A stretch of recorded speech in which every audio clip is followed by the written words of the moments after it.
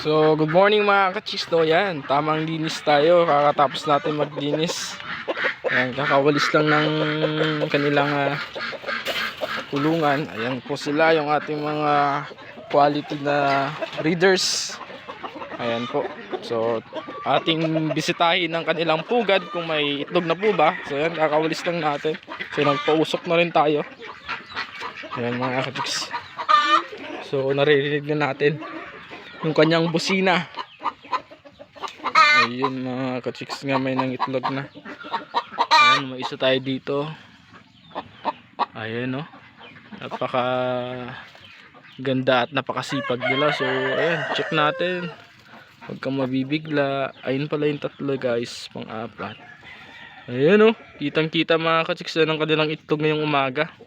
So napaka-behave ng aking mga hen. Yan, dapat pagka nag-aalaga tayo mga kachiks, to ayan, kausapin lang natin.